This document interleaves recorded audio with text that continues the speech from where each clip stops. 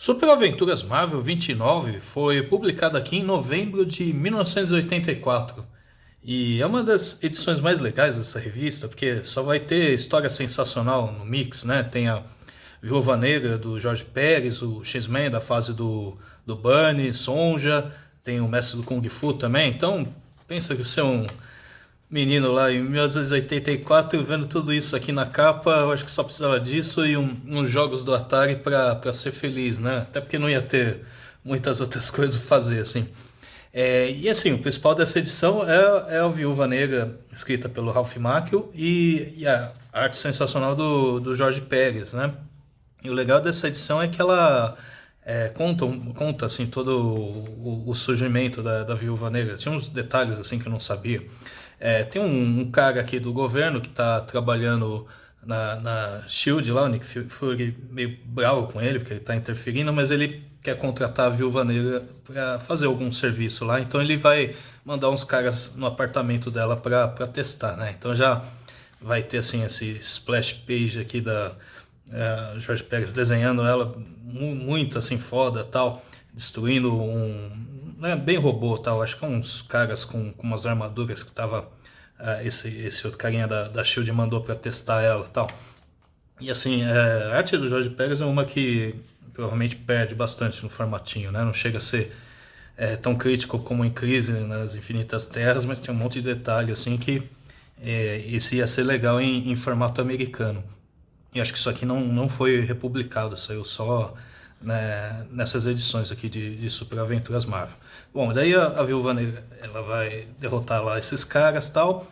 Enquanto isso, lá na Shield eles estão repassando a vida dela, né? Porque isso aqui ainda eles aproveitavam para meio que reapresentar a personagem, né?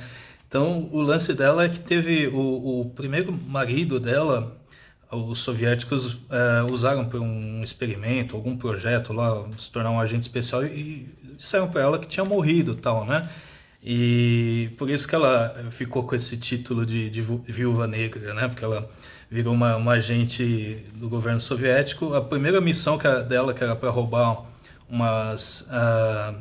uns segredos de tecnologia das empresas Starks, ela se apaixona pelo Gavião Arqueiro e aí ela troca de lado, tal. Só que depois os russos pegam ela de volta, fazem lavagem cerebral e ela volta para os Estados Unidos, mas aí encontra o Gavião Arqueiro de novo e aí consegue reverter a lavagem cerebral russa. E aqui também tá falando das outras coisas que ela fez depois, né? Que tipo, depois que ela voltou, ela terminou com o Gavião Arqueiro, ficou um tempo com o Demolidor, depois mais um tempo com o Hércules e tal. Ela meio que foi passando assim quase todos os heróis, quase todos não, né? Foi dando uma passagem pelos outros heróis Marvel e tal.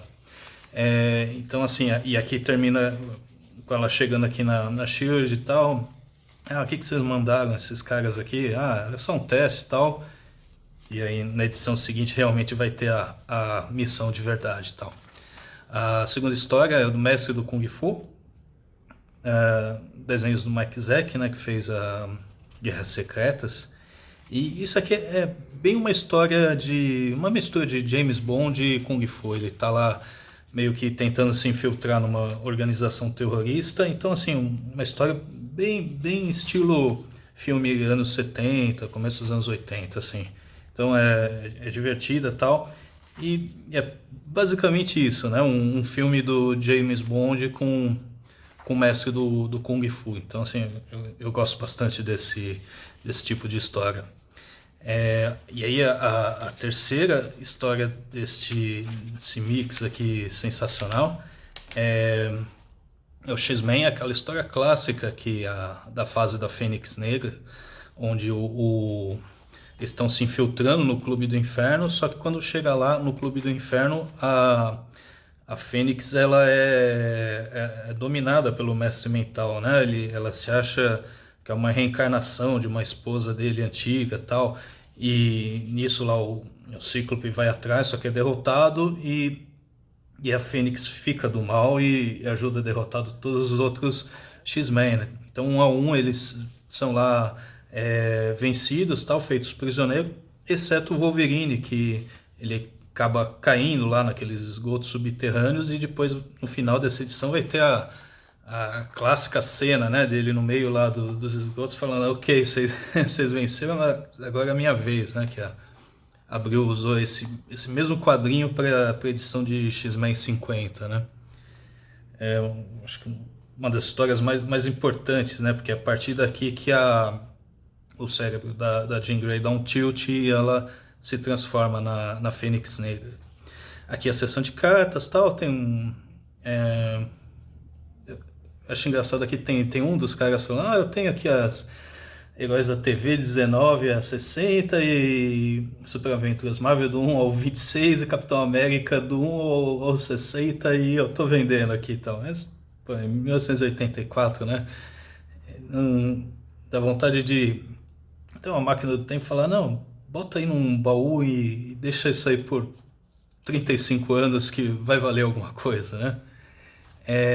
E a última história, a da Sonja, né, dos desenhos do Frank Turner, que é também outro desenhista que deixa as mulheres muito sensuais, né? Então, essa edição aqui abre com a Viúva Negra e fecha com a Sonja, né? Ela está indo em busca de uma cidade que tem uns sinos gigantes, tal. É legal porque tem essas cidades assim, seria, né, antes da civilização, antes de Roma, tal, que cada uma tem esse aspecto meio estranho, essa mistura, né, de seres meio mágicos e meio monstros, assim, enfim, história do Conan, né, bem bacana. Aqui eu acho que eles estavam quase sem espaço mesmo, né, aquele editorial nem foi numa coluna, foi aqui no finalzinho mesmo. Ou às vezes eles aproveitam que na edição americana tinha mesmo esse espaço aqui sobrando e tal. E a única coisa ruim é que se for continuar lendo essa história da Sonja, teria que mudar para a revista do Hulk, que aqui eles falam, e aqui vai continuar em Hulk número 17. E o problema agora é encontrar outros Super Aventuras Marvel 30, 31 para continuar lendo essa história aqui da Viúva Negra. Se não encontrar, eu sempre leio os scans, mas é bacana, né, ter essas daqui em sequência, tal. É que como é uma Super Aventuras Marvel de numeração mais baixa, já é mais difícil encontrar. Mas é uma das realmente mais legais números dessa revista.